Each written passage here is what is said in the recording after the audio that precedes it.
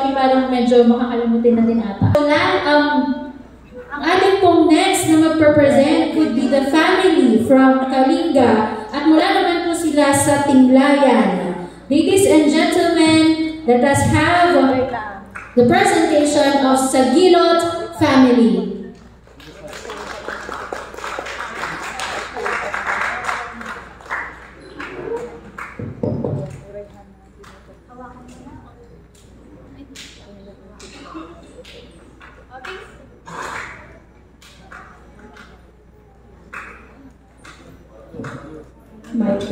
Good afternoon to everyone. We are the family Sagilot, all the way from Basaw, Tinglayan, Kalinga.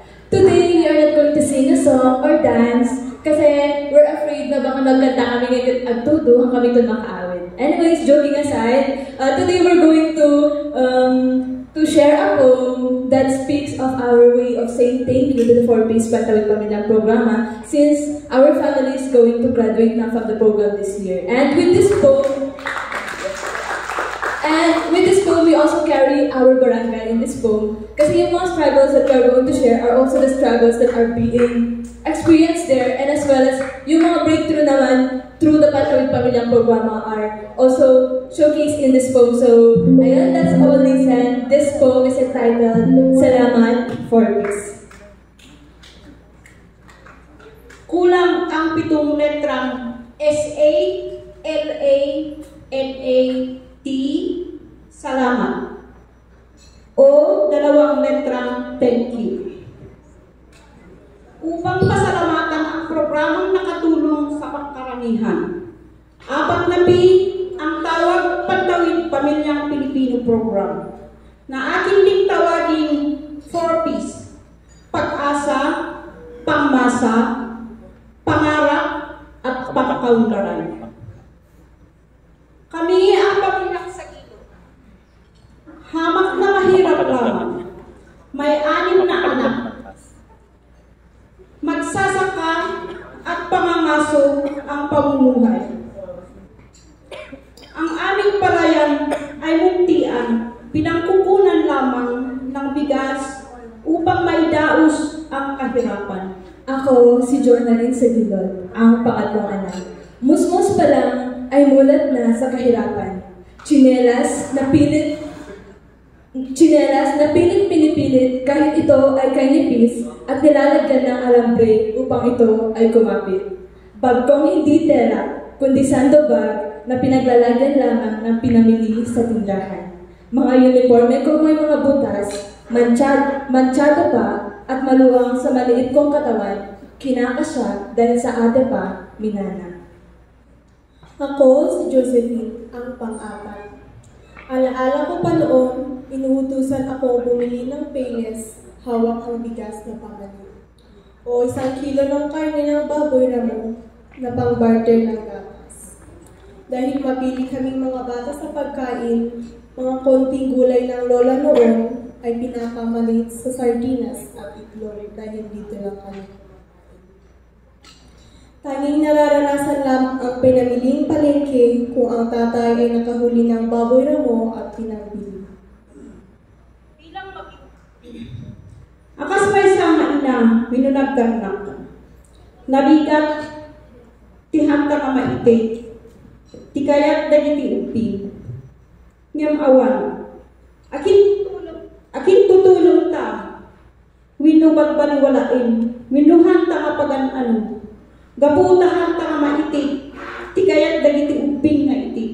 Taan niya ngay garog kat limitado ti pagkakwana. Ngem, hanggang sa dumating ang Pantawid Pamilyang Pilipino Program, isang liwanag sa dilim, isang pag-asa sa gitna ng kawalan. Sabi nila, ang tulong ay maliit lamang, pero sa amin, ito'y pag-ahon, paglayag at pagbangon. Una akong namangha nung pag-uwi ko ay may mga papel. Bagong maong, puting kamiseta at payo, at mga pinamalengke ang mama. Ang sabi ay galing sa Pantawid.